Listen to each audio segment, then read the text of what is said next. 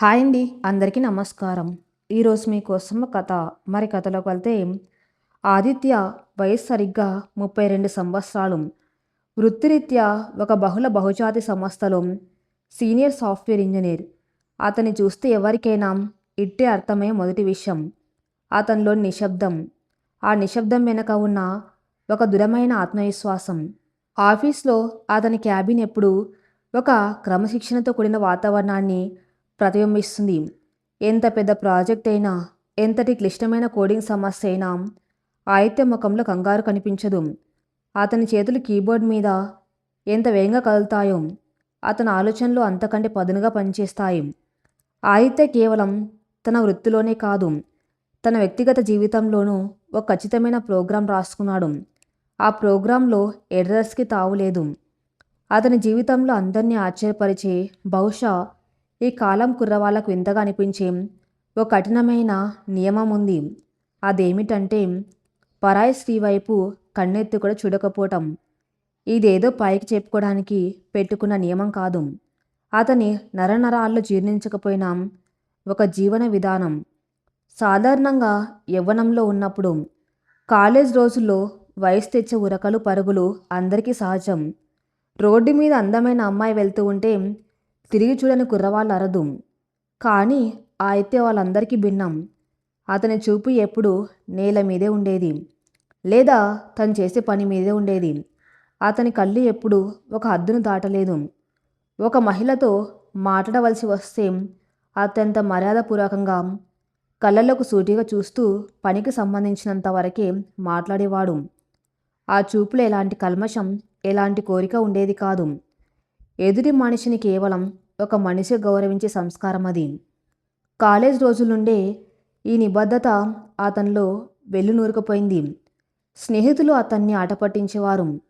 ఏంట్రా బాబు, నువ్వు మునివా లేక సన్యాసివా అని నవ్వేవారు. కానీ ఆదిత్య అవేం పట్టించుకునేవాడే కాదు. నా కళ్ళు, నా మనసు, నా ప్రేమ, ఇవన్నీ భవిష్యత్తులో నా జీవితంలోకి రాబోయే నా అర్థానికి మాత్రమే సొంతం. ఆమెకు దక్కవలసిన స్థానంలో నేను ఇంకొకరి ఆలోచనకు రానివ్వను అని తనలో తను గట్టిగా ప్రమాణం చేసుకున్నాడు. అలాంటి ఆదిత్య జీవితంలోకి వసంతంలో అడుగుపెట్టింది మేఘన. మేఘన ఆదిత్య కాలేజ్మేట్. అందం, అభినయం, తెలివితేటలు కలగలిపిన రూపం ఆమెది.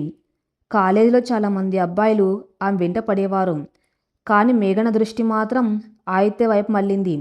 దానికి కారణం అతని రూపం కాదు, అతని వ్యక్తిత్వం.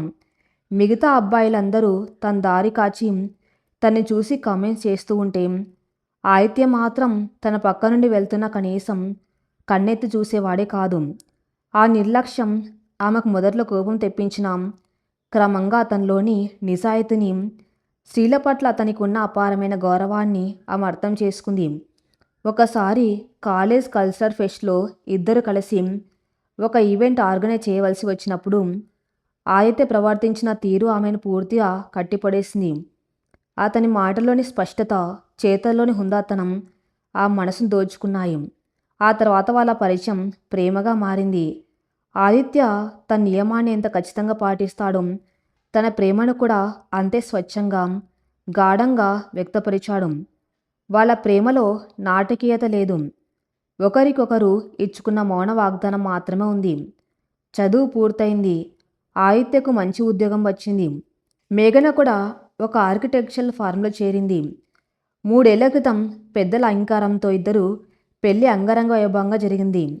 ఆ పెళ్లికి వచ్చిన ప్రతి ఒక్కరూ రామసీతల జంట అంటూ దీవించారు. ఆదిత్య మేఘనల దాంపత్య జీవితం ఒక అందమైన కావ్యంలా మొదలైంది. ఉదయం నిద్ర లేచినప్పటి నుండి రాత్రి పడుకునే వరకు ఒకరి పట్ల ఒకరికి ఉన్న శ్రద్ధ, ప్రేమ వాళ్ళ జీవితాన్ని స్వర్గంగా మార్చాయి. ఆదిత్య ఆఫీస్ నుండి రావటం ఆలస్యమైతే మేఘన కంగారు పడేది. మేఘనకు చిన్న జలుబు చేసినా ఆదిత్య ఆఫీస్ సెలవు పెట్టి ఆమెను కంటికి రెప్పలా చూసుకునేవాడు. ఈ 3 ఏళ్లలో వాళ్ళ మధ్య చిన్న చిన్న అపార్థాలు కూడా రాలేదు. ఆదిత్య నియమం గురించి మేఘనకు పూర్తిగా తెలుసు. తన భర్త పరాయి స్త్రీని కల్లో కూడా ఊహించుకోడు అనే నమ్మకం ఆమెకు కొండంత భరోసానిచ్చింది. ఆ గర్వంతోనే ఆమె తన స్నేహితురాలతో, నా భర్త లాంటి వ్యక్తి ఈ లోకంలో ఇంకొకరు ఉండరు అని గర్వంగా చెప్పేది. కానీ కాలం ఎప్పుడు ఒకేలా ఉండదు కదా. ప్రశాంతంగా ఉన్న సముద్రంలో ఎప్పుడో ఒకసారి అలజడి రేగడం ప్రకృతి సహజం. ఆ అలజడి ఈరోజు ఆదిత్య ఇంట్లో అడుగుపెట్టింది. ఆ రోజు శుక్రవారం. వారాంతరం కావటంతో ఆఫీసులో పని ఒత్తిడి కాస్త తక్కువే ఉంది. సాయంత్రం 6 గంటలకల్లా లాగౌట్ చేసిన ఆదిత్య కారులో ఇంటికి బయలుదేరాడు. దారిలో మేఘనకిష్టమైన రోజా పూలు, ఆమెకిష్టమైన బేకర్ నుండి ఒక చాక్లెట్ పేస్ట్రీ కొన్నాడు. వారాంతరం కావటంతో ఇద్దరు కలిసి ఏదైనా సినిమాకి వెళ్ళాలనో లేదా ఇంట్లోనే ఉండి మంచి వంట చేసుకుని తినాలనో అతని ఆలోచన. ట్రాఫిక్ దాటుకుంటూ ఇంటికి చేరుకునేసరికి 7:30 అయింది. కాలింగ్ బెల్ నొక్కాడు. సాధారణంగా బెల్ మోగిన మరుక్షణమే తలుపు తెరిచి వచ్చేసావా ఆది అంటూ చిరునవ్వుతో స్వాగతం పలికే మేఘన ఈరోజు తలుపు తీయడానికి దాదాపు 2 నిమిషాలు సమయం తీసుకుంది. తలుపు తెరుచుకుంది. ఎదురుగా మేఘన. ఆదిత్య ముఖంలో ఎప్పట్లాగే ప్రశాంతమైన నవ్వు. కానీ మేఘన ముఖంలో ఏదో తెలియని ఆందోళన. ఆమె కళ్ళు కాస్త ఉబ్బి ఉన్నాయి. బహుశా ఏడ్చిందేమో అన్నట్టుగా. జుట్టు కాస్త చెదిరిపోయి ఉంది. పెదవులపై నవ్వు లేదు. కేవలం తలుపు తీసి పక్క తప్పుకుంది. ఏమైంది మేఘు, డల్గా ఉన్నావు అంటే ఇంట్లోకి అడుగు పెట్టాడు ఆదిత్య. చేతిలో ఉన్న పూలను ప్రెస్టీ కవర్ను టీపై మీద పెట్టాడు. ఏం ఏం లేదు ఆది, కాస్త తలనొప్పిగా ఉంది అంతే అని నీరసంగా సమాధానం ఇచ్చింది ఆమె. ఆమె గొంతులో ఎప్పట్లాంటి ఉత్సాహం లేదు. ఒక వణుకు, ఒక బెరుకు స్పష్టంగా తెలుస్తుంది. ఆదిత్య వెంటనే తన ల్యాప్టాప్ బ్యాగ్ను సోఫాలో వదిలేసి ఆమె దగ్గరికి వెళ్ళాడు. ఆమె నుదుటి మీద చేయి వేసి చూశాడు. జ్వరమేమీ లేదే? మధ్యాహ్నం టైంకి తిన్నావా లేదా? ఆఫీస్లో ఏమైనా టెన్షనా అని ఆప్యాయంగా అడిగాడు. మేఘన అతని కలలోకి చూడలేకపోతుంది. తన చూపును కిందకు దించుకుంటూ, అలాంటిది ఏం లేదు ఆది, నువ్వు ఫ్రెష్ అప్ అవ్వు, నేను కాఫీ తీసుకువస్తాను అంటే వంటగది వైపు అడుగులు వేసింది. ఆదిత్యకు అర్థం కాలేదు. 3 ఏళ్ల కాపురంలో మేఘన ప్రతి కదలిక, ప్రతి హావభావం అతనికి తెలుసు. ఆమె సంతోషంగా ఉన్నా, బాధగా ఉన్నా, కోపంగా ఉన్నా ఆదిత్య ఇట్టే పసిగట్టేవాడు. ఈరోజు ఆమె ప్రవర్తనలో ఒక విచిత్రమైన భయం, దాచలేని ఒక ఆందోళన అతనికి స్పష్టంగా కనబడుతున్నాయి. ఏదో జరిగింది, తను ఏదో నా దగ్గర దాస్తుంది అని అతని మనసు హెచ్చరించింది. కానీ ఆమెను ఇప్పుడే నిలదీయటం ఇష్టం లేక తనే చెప్తుందిలే అని సరిపెట్టుకుని స్నానం చేయడానికి వెళ్ళాడు. స్నానం చేసి వచ్చేసరికి డైనింగ్ టేబుల్ మీద వేడి కాఫీ కప్పు ఉంది. కానీ మేఘన అక్కడ లేదు. బాల్కాన్లో ఒంటరిగా నిలబడి చీకటి పడుతున్న ఆకాశం వైపు చూస్తూ ఆలోచనలో మునిగిపోయి ఉంది. అయితే కాఫీ తాగుతూ ఆమెనే గమనిస్తున్నాడు. ఆ భుజాలు కుంగిపోయి ఉన్నాయి. ఏదో ఒక అదృశ్య భారం ఆమెను అణిచివేస్తున్నట్టుగా అనిపిస్తుంది. రాత్రి 8:30 దాటింది. సాధారణంగా ఆ సమయానికి ఇద్దరు కలిసి వంటగదిలో ఏదో ఒకటి వండుకుంటూ పగలంతా జరిగిన విషయాలు మాట్లాడుకుంటూ సరదాగా గడుపుతారు. కానీ ఈరోజు మేఘన ఉలుకు పలుకు లేకుండా వంట పూర్తి చేసింది. అయితే వంటగదిలోకి వెళ్ళి సాయం చేయడానికి ప్రయత్నించినాం. పర్లేదు ఆది, అయిపోయింది, నువ్వు వెళ్ళి కూర్చో అని సున్నితంగా వారించింది. భోజనాల సమయం. డైనింగ్ టేబుల్ దగ్గర ఇద్దరు ఎదురెదురుగా కూర్చున్నారు. టేబుల్ మీద ఉన్న ప్లేట్లోకి వేడివేడి అన్నం వడ్డించింది మేఘన. ఆదిత్యకి ఇష్టమైన పప్పు బెండకాయ వేపుడు చేసింది. కానీ ఆ వాతావరణంలో మాత్రం ఒక భరించలేని నిశ్శబ్దం అలుముకుంది. పైన తిరుగుతున్న ఫ్యాన్ శబ్దం, చెంచాల ప్లేట్లకు తగులుతున్న శబ్దం తప్ప ఇంకేం వినిపించడం లేదు. ఆదిత్య మొదటి ముద్ద నోట్లో పెట్టుకొని, కూర చాలా బాగుంది మేఘు అని అన్నాడు సంభాషణను మొదలు పెట్టాలని. థ్యాంక్స్, ఒకే ఒక్క ముక్కలో సమాధానమిచ్చింది ఆమె. ఆమె ప్లేట్లోని అన్నాన్ని వేళ్లతో అటు ఇటు కలుపుతుందే తప్ప ముద్ద తీసి నోట్లో పెట్టుకోవడం లేదు. ఆమె ఆలోచనలు ఎక్కడో బహుదూరంలో ఉన్నాయి. అప్పుడప్పుడు దొంగచూపులతో ఆదిత్య వైపు చూస్తుంది. అతను చూడగానే మళ్ళీ చూపు తిప్పేసుకుంటుంది. ఆదిత్యకు ఇక ఓపిక నశించింది. మేఘు, నాతో ఏదైనా దాస్తున్నావా అని సూటిగా అడిగాడు. ఆమె ఉలిక్కిపడింది. చేతిలోని ముద్దను ప్లేట్లో వదిలేసి, లేదు ఆది, ఏమీ లేదు అంటూ నీళ్లు తాగింది. అబద్ధం చెప్పకు. ఉదయం నేను ఆఫీస్ వెళ్ళేటప్పుడు ఉన్న మేఘనకు ఇప్పుడు నా ముందు కూర్చున్న మేఘనకు చాలా తేడా ఉంది. నీ కళ్ళు ఎప్పుడు అబద్ధం చెప్పలేవు. నాతో ఏమైనా తప్పు జరిగిందా? నేనేదైనా మర్చిపోయానా? ఈరోజు ఏమైనా ప్రత్యేక దినమా? అయితే మెదడు ఒక సాఫ్ట్వేర్ ఇంజనీర్ లాగే లాజిక్గా ఆలోచించడం మొదలుపెట్టింది. అబ్బే, అలాంటిదేం లేదు ఆది. నిజంగా ఏమీ లేదు. భోజనం చేయి ప్లీజ్ అంటూ బ్రతిమలాడుతూ ఉన్నట్టుగా అంది మేఘన. ఆదిత్య ఇక లాభం లేదనుకొని సైలెంట్గా భోజనం ముగించాడు. ఇద్దరు చేతులు కడుక్కున్నారు. టేబుల్ మీద ఉన్న ప్లేట్ను సర్ది వంటగదిని శుభ్రం చేసింది మేఘన. ఈ పనులన్నీ చేస్తున్నంతసేపు ఆమె చేతులు వణుకుతూనే ఉన్నాయి. ఏదో ఒక పెద్ద నిర్ణయం తీసుకోవడానికి ఒకరు ఎంతగా మదనపడతారో మేఘన తీరు సరిగ్గా అలాగే ఉంది. రాత్రి 10 గంటలు. బయట సన్నగా చిరుజల్లు మొదలయ్యాయి. వాతావరణం చల్లబడింది. ఆదిత్య బెడ్రూమ్లోని ఒక కుర్చీలో కూర్చొని ఒక పుస్తకం చదువుతున్నాడు. కానీ అతని మనసు పుస్తకం మీద లేదు. అతని చూపు అక్షరాల మీద ఉన్న శ్రద్ధ మాత్రం డ్రెస్సింగ్ టేబుల్ ముందు నిలబడి ఉన్న ముఖాన్ని అద్దంలో చూసుకున్న మేఘన మీదే ఉంది. మేఘన అద్దంలో తను తాను చూసుకుంది. ఆమె కళ్ళల్లో నీళ్లు సుళ్ళు తిరుగుతున్నాయి. వాటిని అతి కష్టం మీద అదుపు చేసుకుంది. ఒక దీర్ఘమైన నిట్టూరు పిడిచి ఆదిత్య వైపు తిరిగింది. గదిలో వాతావరణం బాగా బరువెక్కింది. ఆదిత్య పుస్తకం మూసేసి ఆమె వైపు చూస్తున్నాడు. అతనికి అర్థమైంది తను రాబోయే ఏదో ఒక తీవ్రమైన విషయానికి మానసికంగా సిద్ధపడాలని. అతని గుండె చప్పుడు కాస్త వేగవంతమైంది. ఏమై ఉంటుంది? తన పేరెంట్స్కి ఏమైనా హెల్త్ ప్రాబ్లం వచ్చిందా? లేక ఆఫీసులో ఏదైనా పెద్ద గొడవ జరిగి ఉద్యోగం పోయిందా?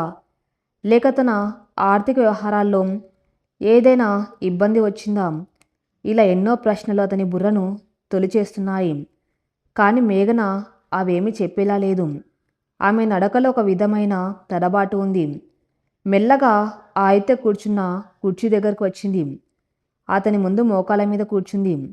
ఇది ఆదిత్యను మరింత ఆశ్చర్యానికి గురి చేసింది. ఏంటి మేఘన ఇది? లేచి మంచం మీద కూర్చో అంటూ భుజం పట్టుకుని పైకి లేపడానికి ప్రయత్నించాడు. కానీ ఆమె లేవలేదు. ఆదిత్య 2 చేతులను తన చేతుల్లోకి తీసుకుంది. ఆమె చేతులు మంచుగడ్డల్లా చల్లగా ఉన్నాయి. ఆదిత్య కళ్ళల్లోకి సూటిగా చూసింది. ఆ చూపులో అపరాధ భావం, భయం, ఒక విధమైన నిస్సహాయత అన్నీ కలగలిపి ఉన్నాయి. ఆ క్షణంలో ఆమె కళ్ళ నుండి ఒక్క కన్నీటి చుక్క రాలి ఆదిత్య చేతి మీద పడింది. అది వెచ్చగా తగిలి ఆదిత్యను ఉలిక్కిపడేలా చేసింది. మేఘు, ఏడుస్తున్నావా? ఎందుకు? అసలేమైంది? నన్ను భయపెట్టకు. ఆదిత్య గొంతులో కంగారు స్పష్టంగా తెలుస్తుంది. మేఘన పెదవులు వణుకుతున్నాయి. ఏదో చెప్పాలని ప్రయత్నిస్తుంది కానీ మాటలు గొంతును దాటి బయటకు రావటం లేదు. ఆదిత్య చేతులను మరింత గట్టిగా పట్టుకుంది. తన్ను తాను స్థిమితపరచుకోవడానికి 2 సెకండ్లు కళ్ళు మూసుకొని మళ్ళీ తెరిచింది. ఇప్పుడు ఆ గదిలో కేవలం బయట పడుతున్న వాన శబ్దం, వారిద్దరి శ్వాసల శబ్దం తప్ప మరేమీ లేదు. చాలా బరువైన గొంతుతో, వణుకుతున్న స్వరంతో మేఘన చివరగా నోరు ఇప్పింది. ఆది అని పిలిచింది. ఆ పిలుపులో ఎంతో ఆర్తి ఉంది. నీతో ఒక విషయం చెప్పాలి. ఆదిత్య రెప్పు వేయకుండా ఆమె వైపే చూస్తున్నాడు. చెప్పు మేఘు. దేని గురించి భయపడకు, నేనున్నాను కదా అని ధైర్యం చెప్పాడు. కానీ ఆమె ఆ మాటలు శాంతించలేదు. మరింతగా కుంగిపోయింది. ఆదిత్య కళ్ళలోకి చూస్తూ తన గొంతును ఒకసారి సవరించుకొని అడిగింది. నువ్వు నా మీద కోపంగా ఉండవు కదా? మేఘన్ అడిగిన ఆ ఒక్క మాట గదిలోని నిశ్శబ్దాన్ని ముక్కలు చేసింది. బయట కురుస్తున్న వాన శబ్దం కూడా ఆ క్షణంలో ఆదిత్య చెవులకు వినిపించడం లేదు. అతని దృష్టి మొత్తం తన ముందు మోకరిల్లి కన్నీళ్లతో తన చేతులను పట్టుకున్న భార్య మీదే ఉంది. ఆమె కళ్ళల్లోని భయం, ఏదో చెప్పాలన్న తపన అతన్ని కలవరపెడుతున్నాయి. ఆదిత్య మనసులో వేలాది ప్రశ్నలు సుళ్ళు తిరుగుతున్నాయి. 3 ఏళ్ల కాపురంలో ఆమె ఎప్పుడు ఇలా లేదు. ఎంత పెద్ద తప్పు చేసినా, ఎంతటి కష్టం వచ్చినా అంత భయపడవలసిన అవసరం తన దగ్గర ఆమెకు లేదు. ఆ విషయం ఆమెకు కూడా తెలుసు. అయినా సరే ఆమె వణుకుతుందంటే రాబోయే మాట ఏదో తన్ను సమూలంగా కుదిపేయబోతుందని అతనికి అర్థమైంది. ఆదిత్య తన చేతులను ఆమె చేతుల్లోంచి నెమ్మదిగా విడిపించుకున్నాడు. ఆమె భుజాలను పట్టుకుని పైకి లేపి తన పక్కనే మంచం మీద కూర్చోబెట్టాడు. ఆమె కళ్ళ నుండి కారుతున్న కన్నీళ్లను తన బొటన వేలుతో తుడిచాడు. మేఘు, ఏమైంది? నువ్వేం చెప్పినా నేను వింటాను. కోపగించుకోను. ముందు నువ్వు ప్రశాంతంగా ఉండు. నేనున్నాను కదా. మన మధ్య దాపరికాలెందుకు? ఏమైందో స్పష్టంగా చెప్పు అన్నాడు అత్యంత మృదువుగా. అతని మాటలోని ఆప్యాయత మేఘను మరింతగా ఏడిపించింది. ఆదిత్య గుండెల మీద తలవాల్చి వెక్కి వెక్కి ఏయటం మొదలుపెట్టింది. ఆదిత్య ఆమెను వారించలేదు. ఆమె మనసులోని భారం మొత్తం కన్నీళ్ల రూపంలో కరిగిపోవాలని అలా వదిలేశాడు. 5 నిమిషాల పాటు ఆ గదిలో మేఘన ఏడుపు శబ్దం మాత్రమే వినిపించింది. క్రమంగా ఆమె ఏడుపు తగ్గింది. దీర్ఘంగా ఊపిరి పీల్చుకొని తల ఎత్తి ఆదిత్య కళ్ళలోకి చూసింది. ఆది, నాకు ఒక స్నేహితురాలు ఉంది. తన పేరు సంజన. గొంతు సవరించుకుంటూ నెమ్మదిగా చెప్పడం మొదలుపెట్టింది మేఘన. ఆదిత్య బురుకుటి ముడిపడింది. స్నేహితురాలా? సంజన? ఈ 3 ఏళ్లలో మేఘన ఈ పేరు ఎప్పుడు చెప్పినట్లేదే అని అనుకున్నాడు. కానీ పైకి మాత్రం ఏమీ అనకుండా చెప్పు అన్నాడు శ్రద్ధగా వింటున్నట్టుగా. నువ్వు నన్ను పెళ్లి చేసుకోకముందు నేను డిగ్రీ చదువుతున్న రోజుల్లో నా ప్రాణ స్నేహితురాలు తను. మేమిద్దరం ఒకే బెంచ్ మీద కూర్చునేవాళ్ళం. ఒకే కంచంలో తినేవాళ్ళం. నా ప్రతి కష్టం సంతోషం తనతోనే పంచుకునేదాన్ని. నాన్న చనిపోయినప్పుడు నేను డిప్రెషన్లోకి వెళ్ళిపోతే నన్ను కంటికి రెప్పలా కాపాడుకొని మళ్ళీ మామూలు మనిషిని చేసింది తనే. నా ఫీజులు కట్టి నన్ను చదివించి ఈ స్థాయిలో నిలబెట్టింది కూడా తనే. తను లేకపోతే ఈరోజు మేఘన్ లేదు. ఆది. ఆ మాటల్లో సంజన పట్ల ఉన్న కృతజ్ఞత భావం అనుగుణన కనిపిస్తుంది. ఆదిత్య తల ఊపాడు. అంత మంచి స్నేహితురాలు గురించి నువ్వు నాకు ఎప్పుడు చెప్పలేదే మేఘు. కనీసం మన పెళ్ళికి కూడా తను వచ్చినట్లేదే. రాలేదు ఆది. రాకూడదని కాదు, రాలేని పరిస్థితి. డిగ్రీ చివరి సంవత్సరంలో ఉండగానే తన తల్లిదండ్రులు బలవంతంగా తనకు పెళ్లి చేశారు. ఆ తర్వాత వాళ్ళు విదేశాలకు వెళ్ళిపోయారు. నాతో కాంటాక్ట్ తెగిపోయింది. కానీ మొన్న సడన్గా నాకు తన దగ్గర నుండి కాల్ వచ్చింది. ఓకే, చాలా కాలం తర్వాత స్నేహితురాలు ఫోన్ చేస్తే సంతోషించాలి, కానీ ఇలా ఏడుస్తున్నావెందుకు? ఆదిత్య అడిగాడు లాజిక్గా ఆలోచిస్తూ. మేఘన కళ్ళు మళ్ళీ చెమ్మగిల్లాయి. చేతులతో ముఖం కప్పుకుంది. ఎందుకంటే తను ఫోన్ చేసింది సంతోషాన్ని పంచుకోవడం కాదు ఆది, తన ప్రాణభిక్ష అడగటానికి. ఆమె చాలా కష్టాల్లో ఉంది. జీవితంలో అన్ని వైపుల నుండి దెబ్బలు తిని ఒంటరిగా పోరాడుతుంది. ఆమెకు ఒక పిల్లాడు కావాలి. ఆ మాట వినగానే ఆదిత్య ముఖంలో ఆశ్చర్యం స్పష్టంగా కనిపించింది. పిల్లాడా అంటే? అతని గొంతులో కన్ఫ్యూజన్. పిల్లాడు కావాలి అంటే అర్థమేమిటి? తన స్నేహితురాలికి పిల్లలు పుట్టడం లేదా? లేక అనాథ ఆశ్రమం నుండి ఎవరినైనా దత్తత తీసుకోవడానికి సహాయం కావాలా? దానికి తను ఎందుకు ఏడుస్తుంది? ఫైనాన్షియల్గా ఏమైనా హెల్ప్ కావాలా? లాంటి ఎన్నో ప్రశ్నలు ఒకేసారి ఆదిత్య మెదడును తాకాయి. పిల్లాడు కావాలి అంటే ఏంటి మేఘు? అడాప్షన్ చేసుకోవడానికి మన సహాయం అడుగుతుందా? లేక డబ్బులు ఏమైనా కావాలా? అదే అయితే నేను ఇప్పుడే నా బ్యాంక్ అకౌంట్ నుండి ఎంత కావాలంటే అంత పంపిస్తాను. దానికి నువ్వు ఇంతలా బాధపడవలసిన అవసరం ఏముంది? ఆదిత్య అమాయకంగా అడిగాడు. మేఘన్ లేచి నిలబడింది. ఆదిత్య వైపు తిరిగి నెమ్మదిగా తల అడ్డంగా ఊపింది. డబ్బు కాదు ఆది, అడాప్షన్. అంతకంటే కాదు. ఆమెకు సొంత బిడ్డ కావాలి. తన కడుపున పుట్టిన బిడ్డ కావాలి. సొంత బిడ్డ కావాలంటే వాళ్ళ ఆయనతో. ఆదిత్య మాట పూర్తి కాకముందే మేఘన అడ్డుకట్ట వేసింది. ఆమె భర్త లేడు ఆది. 2 ఏళ్ల కిందటే ఓ ఘోరమైన రోడ్డు ప్రమాదంలో చనిపోయాడు. ఆదిత్య ఒకసారిగా సైలెంట్ అయిపోయాడు. చిన్న వయసులోనే స్నేహితురాలు వైధవ్యం అనుభవిస్తుందన్న వార్త అతని మనసును కూడా కలిచివేసింది. అయ్యో, చాలా పాపం మేఘు. మరిప్పుడు తను ఎక్కడ ఉంటుంది? మేఘన మళ్ళీ కుర్చీలో కూర్చుంది. ఆమె గొంతులో ఇప్పుడు ఒక ఆవేదన, ఒక నిస్సహాయత ధ్వనిస్తున్నాయి. భర్త చనిపోయిన తర్వాత తన జీవితం నరకంగా మారింది ఆది. అత్తింటి వాళ్ళు ఆమెను వదిలేశారు. పుట్టింటికి వద్దామంటే వాళ్ళ నాన్న ఆ యాక్సిడెంట్కి ముందే హార్ట్ అటాక్తో చనిపోయారు. ఇప్పుడు ఆమె తల్లి కూడా క్యాన్సర్ బారిన పడి చావు బతుకుల మధ్య హాస్పిటల్లో ఉంది. ట్రీట్మెంట్కి నెలకు లక్షల్లో ఖర్చు అవుతుంది. ఇవన్నీ ఒక ఎత్తు అయితే అసలు సమస్య మరొకటి ఉంది. ఇంతకంటే పెద్ద సమస్య ఏముంటుంది? ఆయత్తి ఆసక్తిగా ఆందోళనగా అడిగాడు. ఆస్తి. మేఘన నిట్టూర్చి చెప్పింది. సంజన వాళ్ళ నాన్న కోటీశ్వరుడు. కానీ ఆయనకు సంజన అంటే అస్సలు ఇష్టం ఉండేదే కాదు. ఎందుకంటే ఆయనకు కొడుకు కావాలన్న పిచ్చి. సంజన పుట్టినప్పటి నుండి ఆమెను నిర్లక్ష్యం చేశాడు. కాంతన చెల్లెలు అంటే సంజన మేనత్త అంటే ఆయనకు ప్రాణం. చనిపోయే ముందు తన ఆస్తి అంతా ఆ మేనత్త పేరు మీద రాశాడు. కానీ అందులో ఓ క్లాజ్ పెట్టాడు. ఆదిత్య శ్రద్ధగా వింటున్నాడు. ఒక సాఫ్ట్వేర్ కోడ్లోని బగ్స్ని సాల్వ్ చేస్తున్నప్పుడు ఎంత ఏకాగ్రతతో ఉంటాడు. ఇప్పుడు మేఘన మాటల్ని కూడా అంత ఏకాగ్రతతో విశ్లేషిస్తున్నాడు. ఏంటా క్లాసు? ఆ ఆస్తి మొత్తం ఆ మేనత్త అజమాయిషిలో ఉంటుంది. కానీ సంజన గనక ఒక బిడ్డ పుడితే, అది కూడా ఒక కొడుకు లేదా కూతురు, ఎవరైనా సరే తన రక్త సంబంధికుడైతే ఆ ఆస్తిలో సగం ఆ బిడ్డ పేరు మీదకు వెళ్ళిపోవాలి. అప్పటి వరకు ఆ ఆస్తిపై సంజనకి ఎలాంటి హక్కు లేదు. ఇది ఆ విల్లులో రాసి ఉన్న కండిషన్. మేఘన వివరించింది. మరి సంజన భర్త చనిపోయాడు కదా, ఇప్పుడు బిడ్డ ఎలా వస్తాడు? ఆ మేనత్త కనీసం ఆ తల్లి ట్రీట్మెంట్ కోసమైనా డబ్బులు ఇవ్వచ్చు కదా? ఆదిత్య అసహనంగా అడిగాడు. అక్కడే ఉంది అసలు చిక్కు. ఆ మేనత్త ఒక రాక్షసి. ఆస్తి మొత్తం తన చేతుల్లోనే ఉంచుకోవాలని ఆమె కుట్ర.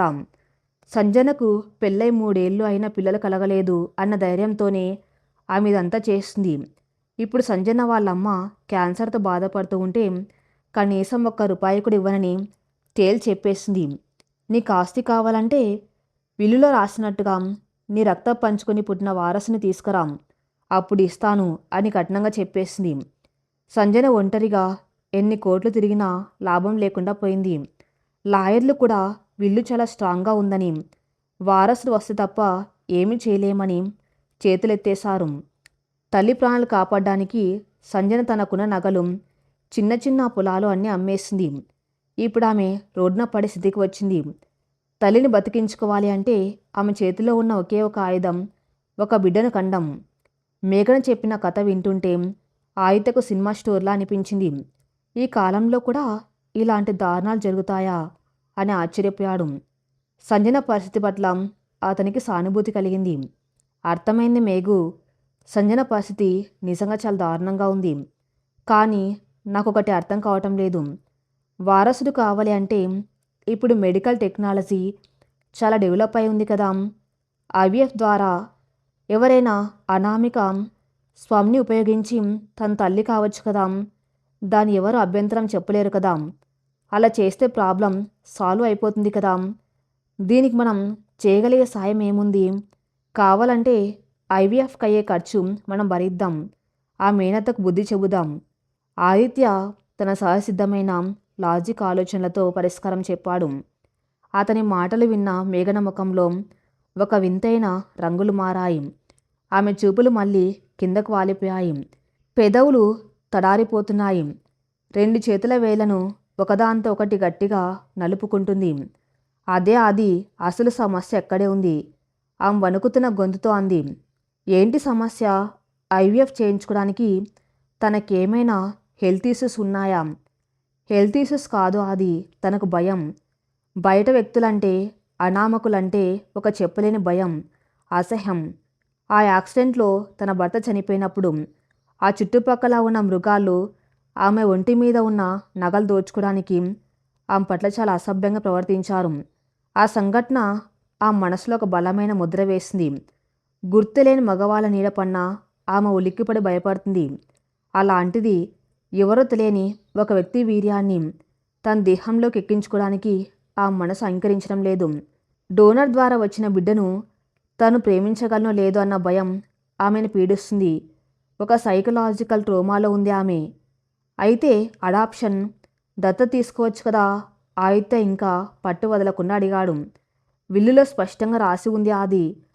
తన గర్భాన పుట్టిన బిడ్డ అని బ్లడ్ రిలేషన్ ప్రూవ్ చేయాలి. దత్తత చెల్లదు. ఆ మేనత్త అప్పుడే 100 అభ్యంతరాలు పెడుతుంది. ఆయత్తకి ఇప్పుడు పరిస్థితి అర్థమవుతుంది.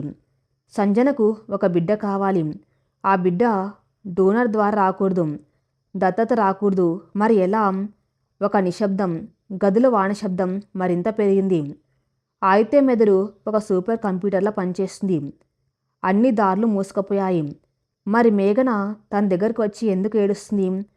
తను ఏం చేయగలడు? మేఘన్ నెమ్మదిగా తలెత్తి ఆయత్త వైపు చూస్తుంది. ఆమె కళ్ళు జాలిగా, ఒక దయనీయమైన స్థితిలో బ్రతిమలాడుతూ ఉన్నట్టుగా ఉన్నాయి. ఆది తనకు నమ్మకమైన మనిషి కావాలి. తన కడుపులో పెరిగే బిడ్డకు తండ్రి ఒక మంచి వ్యక్తి అయి ఉండాలి. ఆరోగ్యవంతుడు, ఎంతో నిజాయితీపరుడు, ఎలాంటి దుర్వ్యసనాలు లేనివాడు, అన్నిటికంటే ముఖ్యంగా ఆడవాళ్ళను గౌరవించేవాడు అయి ఉండాలి. భవిష్యత్తులో ఆ బిడ్డను చూసుకున్న ప్రతిసారి ఒక మంచి తండ్రి రక్తం పంచుకొని పుట్టాడన్న గర్వం ఆమెకు ఉండాలి. అలాంటి ఒక ఉత్తముడి వల్ల ఆమె తల్లి కావాలని కోరుకుంటుంది. మేఘన మాటలు వింటూ ఉంటే ఆదిత్యకు గుండె వేగం పెరుగుతుంది. ఆమె వాడుతున్న పదాలు నమ్మకమైన మనిషి, నిజాయితీపరుడు, ఆడవాళ్ళను గౌరవించేవాడు, ఇవన్నీ తను ఉద్దేశించి అంటున్నట్టుగా అతనికి స్పష్టంగా అనిపిస్తుంది. కానీ అతని మనసు దాన్ని అంగీకరించడానికి సిద్ధంగా లేదు. లేదు, నా భార్య నన్ను అలాంటి నీచమైన పని అడగదు. నేనంటే ఏంటో ఆమెకు తెలుసు. పరాయి స్త్రీ వైపు కన్నెత్తి కూడా చూడని నా నియమం గురించి ఆమెకు తెలుసు. తను నన్ను ఆ కోణంలో ఊహించలేకపోతుంది కదా. నేను తప్పుగా అర్థం చేసుకున్నానేమో అని తన్ను తాను సముదాయించుకోవడానికి ప్రయత్నించాడు.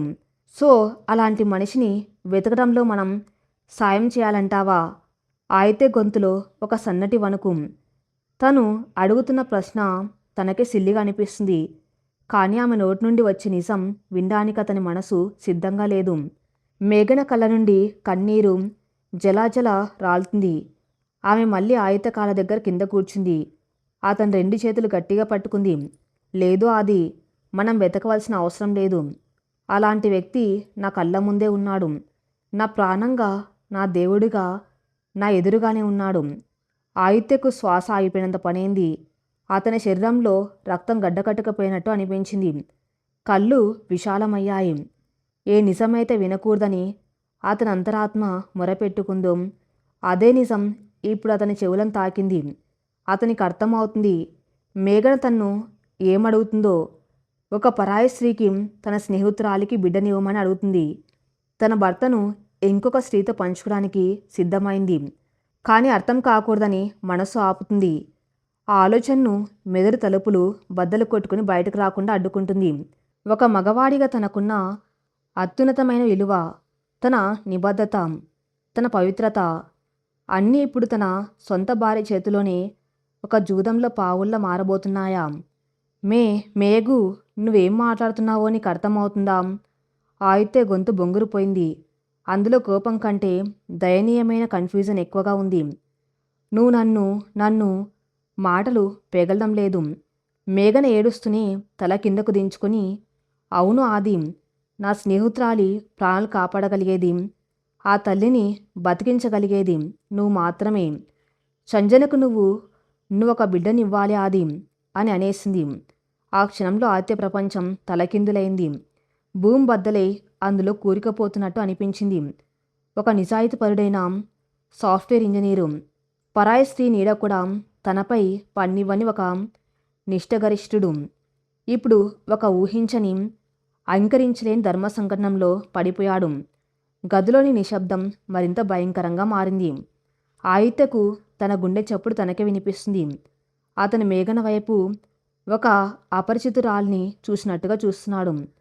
అతనికి ఇప్పుడు ఏమి చేయాలో, ఏం మాట్లాడాలో ఏమీ తోచడం లేదు. మైండ్ బ్లాక్ అయిపోయింది. కళ్ళ ముందు చీకట్లు కమ్ముకున్నాయి. తన భార్య, తను కట్టుకున్న భార్య తన్ను మరొక స్త్రీకి దగ్గర చేయాలని చూస్తుంది. ఈ ఆలోచన అతనికి వాంతి వచ్చేలా చేస్తుంది. బయట ఆకాశానికి చిల్లులు పడినట్టుగా వర్షం కురుస్తుంది. కిటికీ అద్దాలపై పడుతున్న వర్షపు చినుకుల శబ్దం తప్ప ఆ ఇల్లంతా భయంకరమైన నిశ్శబ్దంలో కూరుకుపోయింది. ఆ నిశ్శబ్దం ప్రశాంతతను ఇచ్చేది కాదు, ఉక్కిరి బిక్కిరి చేసేది. గదిలో లైట్లు ఆర్పేసి ఉన్నాయి. బయట వీధి దీపాల వెలుతురు వర్షపు జల్ల గుండా వక్రీభవనం చెంది కిటికీల అద్దాల మీదుగా ఆదిత్య ముఖం మీద పడుతుంది. హాల్లోని సోఫాలో ఒంటరిగా నిశ్చలంగా కూర్చున్నాడు ఆదిత్య. అతని శరీరం అక్కడ ఉన్న ప్రాణం మాత్రం ఎప్పుడూ ఆ గదిని వదిలి ఎటో వెళ్ళిపోయినట్టుగా ఉంది. అతని కళ్ళు తెరిచి ఉన్నాయి, కానీ అవేమీ చూడ్డం లేదు. గడియారం ముళ్ళు కాలుతున్న శబ్దం టిక్ టిక్ మని అతని మెదడులో సుత్తితో కొట్టినట్టుగా ప్రధ్వనిస్తుంది. కొద్ది నిమిషాల క్రితం తన భార్య మేఘన అడిగిన ప్రశ్న ఒక వృతాల్లా మారి అతని గొంతుని బిగుస్తుంది. సంజనకు నువ్వొక బిడ్డనివ్వాలా అది? ఈ ఒక్క మాట అతని అస్తిత్వాన్ని, అతని ఇన్నాళ్ళుగా నమ్మిన విలువలను, తన ప్రాణంగా ప్రేమించిన భార్యపై ఉన్న అభిప్రాయాన్ని సమూలంగా కుదిపేసింది. ఒక సునామీ వచ్చి సర్వస్వాన్ని ఊడ్చుకుపోయిన తర్వాత మిగిలిన శూన్యం లాంటి పరిస్థితి ఇప్పుడు అతని మనసులో ఉంది. ఆదిత్య తన 2 చేతులను పైకెత్తి చూసుకున్నాడు. ఆ చేతులు ఎప్పుడూ తన భార్యను తప్ప మరో స్త్రీని స్పృశించలేదు. కనీసం కళ్ళు కూడా పరాయి స్త్రీ ఊహ రానివ్వని మనసు అతంది. తనకంటూ ఒక నియమాన్ని గీసుకొని దాన్ని ఒక తపస్సులో ఆచరిస్తున్నాడు. ఈరోజు తన భార్య, తను ఎవరినైతే ప్రాణంగా ప్రేమిస్తున్నాడో ఆ భార్య స్వయంగా తన్ను ఆ గీత దాటమని అడుగుతుంది. అది కూడా ఒక పవిత్రమైన బంధాన్ని, భార్యాభర్తల మధ్య మాత్రమే ఉండవలసిన అత్యంత ఏకాంతమైన పవిత్రమైన కలయికను వేరొక స్త్రీతో పంచుకోమని కోరుకుంది. ఇది సాధ్యమా? తను ప్రశ్నించుకున్నాడు ఆదిత్య. అతని పెదవులు వణికాయి. ఒక మగవాడిగా ఒక స్త్రీకి బిడ్డనివ్వడం శారీరకంగా సాధ్యమే కావచ్చు, కానీ మానసికంగా తన మనసు అంగీకరించకుండా, తన ఆత్మ ఒప్పకుండా ఒక పరాయి స్త్రీని తాను ఎలా ఎదిరించగలడు? అది ఒక యాంత్రికమైన ప్రక్రియ కాదు కదా. అందులో ప్రాణం ఉండాలి, ప్రేమ ఉండాలి, ఒక బాధ ఉండాలి. ఒక యంత్రంలో మారిపోయి కేవలం బిడ్డను ఉత్పత్తి చేసే సాధనంగా తను తాను ఎలా మార్చుకోగలడు? ఆ ఊహ అతనికి రోత పుట్టిస్తుంది, దేహాన్ని అసహ్యంతో ముడుచుకునేలా చేస్తుంది. ఇది నైతికమా? అతని అంతరాత్మ సూటిగా ప్రశ్నిస్తుంది. సమాజం దృష్టిలో ఇది ఏమవుతుంది? ఒకవేళ ఎవరికి తెలియకుండా ఈ పని చేసినాం, తన మనసాక్షికి తను ఏం సమాధానం చెప్పుకోగలడు? రేపొద్దున అద్దంలో తన ముఖం తాను చూసుకున్నప్పుడు ఒక నిఖార్సైన నిజాయితీపరుడైన ఆదిత్య కనిపించడు. ఒక స్త్రీ జీవితం కోసం తన శీలాన్ని తాకట్టు పెట్టిన ఒక వ్యక్తి మాత్రమే కనిపిస్తాడు. తన నియమాన్ని పక్కన పెడితే తనింకా ఆదిత్య ఎలా అవుతాడు? తన ఉనికి అర్థం ఏముంటుంది? మేఘన్ నన్ను ఎందుకు అడుగుతుంది? ఈ ప్రశ్న దగ్గర ఆదిత్య ఆలోచనలు ఆగిపోయాయి. మేఘనకు తనంటే పిచ్చి ప్రేమ. తన భర్త పక్కన వేరొక అమ్మాయి నిలబడితేనే తట్టుకోలేని స్వభావం ఆమెది. అలాంటిది తను మరొక స్త్రీతో పడక పంచుకోమని ఎలా అడగగలిగింది? ఆమెకు నా మీద ప్రేమ తగ్గిపోయిందా? లేక తన స్నేహితురాలి మీద ఉన్న ప్రేమ ముందు నేను, నా వ్యక్తిత్వం, నా నియమాలు చిన్నబోయాయా? బహుశా నా నిజాయితీ ఆమెకు చేతకానితనంలా అనిపిస్తుందా? ఇలా ఎన్నో రకాల అనుమానాలు, ప్రశ్నలు చీకటి గదుల గబ్బిలాల్లా అతని బుర్రను తొలిచేస్తున్నాయి. అతనికి కోపం రావటం లేదు, ఒక విపరీతమైన జాలి, బాధ కలుగుతున్నాయి. తన భార్య పరిస్థితిని తలుచుకుంటే బాధగా ఉంది. ఆమె ఎంతటి నిస్సహాయ స్థితిలో ఉంటే, ఎంతటి మానసిక క్షోభ అనుభవిస్తే ఇంతటి దారుణమైన ప్రతిపాదనను తన ముందుకు తీసుకువస్తుంది. కానీ ఆమె తీసుకున్న నిర్ణయం తప్పు, చాలా పెద్ద తప్పు. ఒకరి ప్రాణం కాపాడడం కోసం ఇంకొకరి ఆత్మను చంపడం ధర్మం కాదు. ఈ విషయం మేఘనకు ఎలా చెప్పాలి? ఎలా అర్థం చేయించాలి? సోఫాలో తల వెనక్కి వాల్చి కళ్ళు మూసుకొని అలాగే ఉండిపోయాడు ఆదిత్య. అదే ఇంట్లో వంటగదిలో వాతావరణం ఇంకోలా ఉంది. వంటగదిలోని గ్రైనైట్ స్లాబ్ మీద చేతులు ఆనించి తల వంచుకొని నిలబడి ఉంది మేఘన. ఆమె కళ్ళ నుండి కన్నీరు ధారగా కారుతూ ఆ స్లాబ్ మీద పడుతుంది. ఆమె ఏడుస్తున్న శబ్దం బయటకు రాకుండా తన పంటి కింద పెదవిని గట్టిగా నొక్కి పట్టింది. ఆమెకు తెలుసు తాను ఆదిత్యను ఎంతగా గాయపరిచిందో. అతని మౌనం వెనుక ఉన్న భయంకరమైన వేదన ఆమెకు అర్థమవుతుంది. నన్ను క్షమించు ఆది, నన్ను క్షమించు అని ఆ మనసు 1000 సార్లు వేడుకుంటుంది. తాను ఆదిత్యను ఇబ్బంది పెట్టాలని, అతని మానసికంగా హింసించాలని ఈ మాట అడగలేదు. కాంతన పరిస్థితి ముందు నుయ్యి వెనగ్గొయ్యిలాగా తయారైంది. సంజన ఈ పేరు తలుచుకుంటేనే మేఘన గుండె బరువెక్కిపోతుంది. కాలేజ్ రోజుల్లో తను అనాథగా మిగిలిపోయినప్పుడు, చీకటి గదిలో ఏడుస్తూ కూర్చున్నప్పుడు తన చెయ్యి పట్టుకుని వెలుగులోకి నడిపించింది సంజన. తన భోజనం పంచుకుని తన కన్నీళ్లు తుడిచి నేనున్నాను మేఘు నీకు ఆయన ధైర్యం చెప్పిన ఆ దేవత ఈరోజు తన కళ్ళ ముందే ఒక అగాధంలో పడిపోతుంది.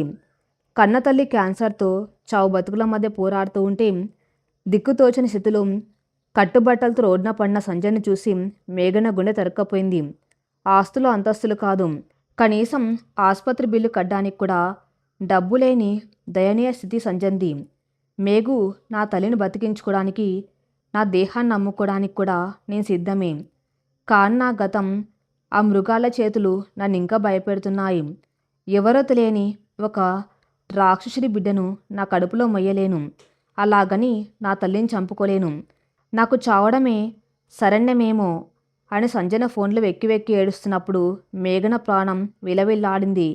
ఆ క్షణంలోనే మేఘన మెదల్లో ఒక ఆలోచన మెరిసింది. సంజన కావలసింది ఒక బిడ్డ. ఆ బిడ్డకు తండ్రి ఒక అపరిచితుడు కాకూడదు, ఒక రాక్షసుడు కాకూడదు, ఒక మనిషి అయి ఉండాలి.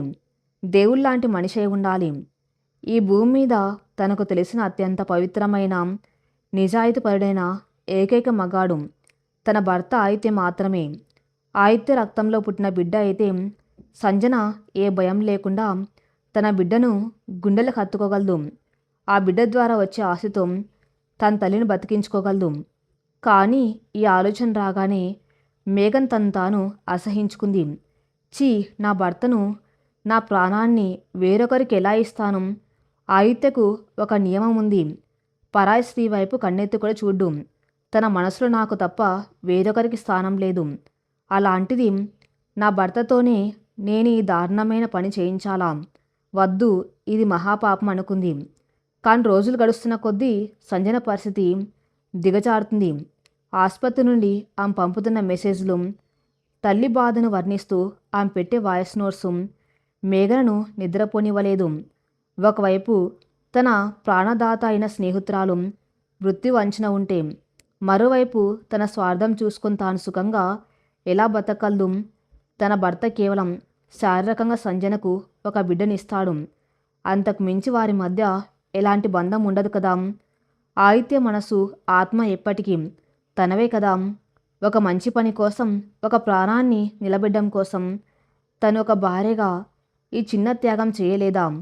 ఇలా తన్ను తాను ఎన్నో విధాలుగా సముదాయించుకుంది మేఘన. తన మనసును రాయిలా మార్చుకుంది. ఎన్నో రాత్రులు నిద్రపోకుండా కన్నీరు కార్చి చివరికి ఈరోజు ఆదిత్య ముందు తన ప్రతిపాదనను పెట్టింది. కానీ తను ఊహించిన దానికంటే ఆదిత్య రియాక్షన్ చాలా భయంకరంగా ఉంది. అతను తను తిట్టలేదు, కొట్టలేదు. కానీ అతని కళ్ళల్లోని ఆ శూన్యం, ఆ నిరాశ, ఒక నమ్మక ద్రోహానికి గురైనట్టుగా అతను చూసిన చూపు మేఘనను కుళ్ళిపొడి చేస్తున్నాయి. దేవుడా, నేనేం చేశాను? నా స్నేహితురాల్ని కాపాడుకునే ప్రయత్నంలో నా భర్తను, నా దేవుణ్ణి బలిపీఠం మీద నిలబెట్టానా? అతని ఆత్మను ముక్కలు చేశానా అనుకుంటూ కుమిలిపోతుంది.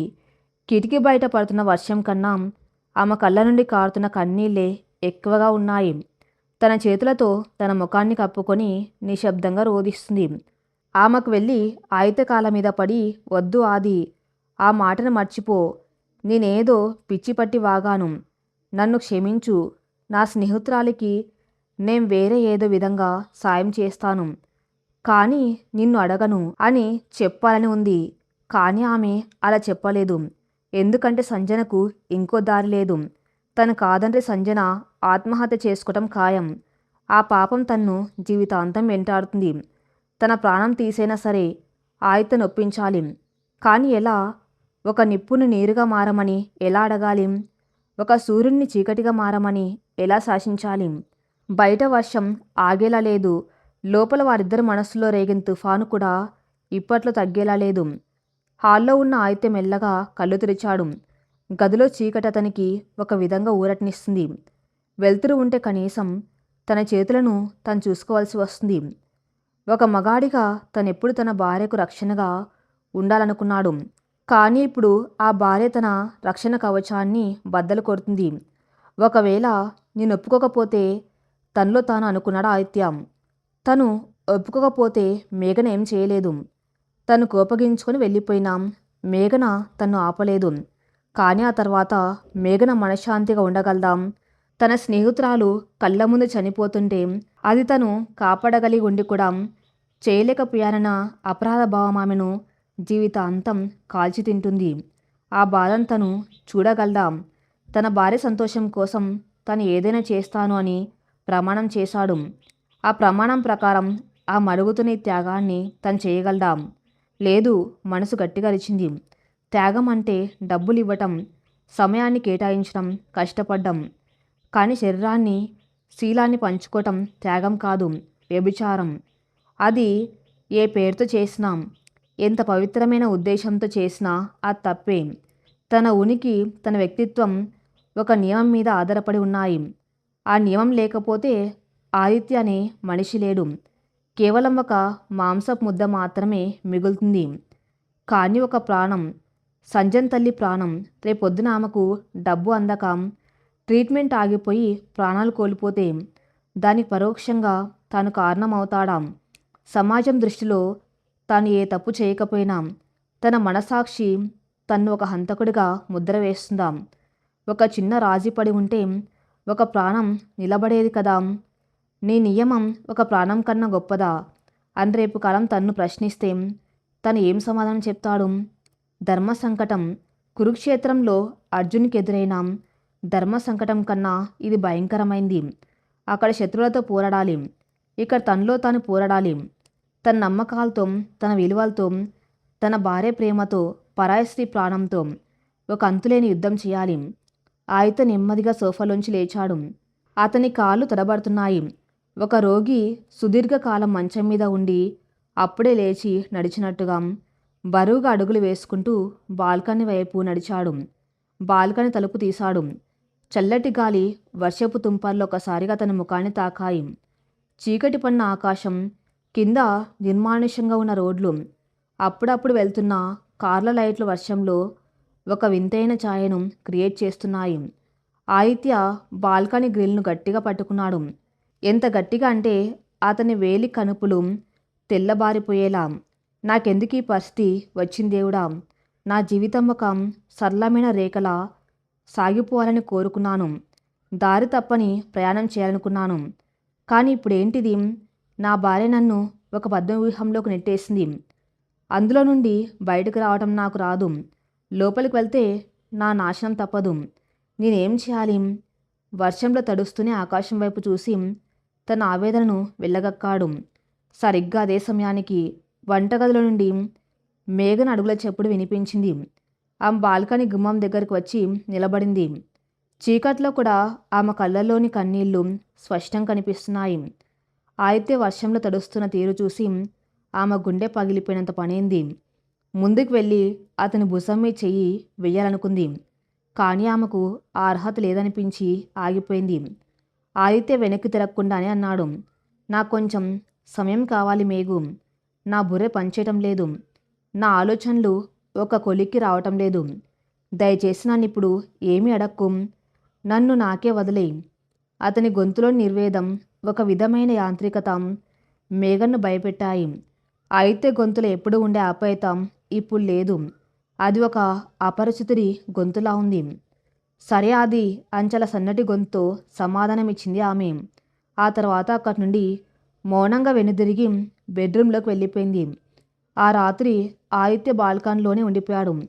వర్షం తగ్గుముఖం పట్టింది కానీ ఆకాశంలో మేఘాలు మాత్రం ఇంకా దట్టంగానే ఉన్నాయి. వాతావరణంలో ఒక గడ్డ కట్టించే చలి. కానీ ఆదిత్య లోపల రగులుతున్న అగ్నిపర్వతం ముందు ఆ చలి ఏమాత్రం సరిపోలేదు. అతని మదిలో ఎన్నో దృశ్యాలు. తన పెళ్లి రోజున మేఘన మెల్లో తాళి కడుతున్నప్పుడు చేసిన ప్రమాణాలు, పరాయి స్త్రీని చూడనని తన్ను తాను చేసుకున్న బాసలు, ఇప్పుడేమో సంజన అని ఒక అపరిచిత స్త్రీతో పంచుకోవాల్సిన పడగ్గది. ఛీ! అతను తన చేతులను గట్టిగా పిడికిలి బిగించాడు. ఒక నిర్ణయానికి రావటం అతనికి చాలా కష్టంగా ఉంది. తన్ను తాను చంపుకొని పక్కవాళ్ళను బతికించడమా, లేక తన విలువల మీద నిలబడి ఒక ప్రాణాన్ని గాలికి వదిలేయటమా? మరుసటి రోజు ఉదయం ఆదిత్య కళ్ళు తెరిచేసరికి అతను సోఫాలోనే పడుకొని ఉన్నాడు. రాత్రి ఎప్పుడు బాల్కనీ నుండి వచ్చి అక్కడే వాలిపోయాడు. తల విపరీతంగా పోటు పెడుతుంది. ఒళ్ళంతా నొప్పులుగా ఉంది. నెమ్మదిగా లేచి కూర్చున్నాడు. ఇల్లంతా ఇంకా నిశ్శబ్దంగానే ఉంది. మేఘన వంటగదిలో కాఫీ పెడుతున్న శబ్దం. ఆదిత్య లేచి బాత్రూంలోకి వెళ్ళి ముఖం కడుక్కొని అద్దంలో తన్ను తాను చూసుకున్నాడు. ఒక్క రాత్రిలో అతని ముఖంలో 5 ఏళ్ల వయసు పెరిగినట్టుగా ఉంది. కళ్ళ కింద నల్లటి వలయాలు, చెదిరిన జుట్టు. ఓ గెలుపులేని యుద్ధంలో ఓడిపోయిన సైనికుల్లా ఉన్నాడు. వంటగదిలో నుండి మేఘన్ 2 కప్పు కాఫీలతో బయటకు వచ్చింది. ఆదిత్య ముఖం చూసి ఆమె కళ్ళు మళ్ళీ చెమ్మగిల్లాయి. టీపాయ్ మీద కాఫీ పెట్టి ఏం మాట్లాడకుండా పక్కన నిలబడింది. ఆదిత్య కాఫీ కప్పు తీసుకున్నాడు. ఒక సిప్ చేశాడు. కాఫీ చేదుగా ఉంది. బహుశా అతని మనసులోని చేదు కాఫీకి కూడా అంటిందేమో. కొద్దిసేపటి తర్వాత ఆదిత్య మౌనాన్ని బద్దలు కొట్టాడు. మేఘు అతని గొంతు స్థిరంగా ఉంది. రాత్రి ఉన్న ఆవేదన ఇప్పుడు లేదు. కానీ ఒక దృఢమైన నిర్ణయం తీసుకున్న వాళ్ళ ఉన్నాడు. మేఘన ఉలిక్కిపడి అతని వైపు చూసింది. నేను రాత్రంతా ఆలోచించాను. ప్రతి కోణంలోనూ ఆలోచించాను. మేఘన గుండె వేగంగా కొట్టుకుంటుంది. ఆదిత్య ఏం చెప్పబోతున్నాడు? తను తీసుకున్న నిర్ణయం ఏంటి?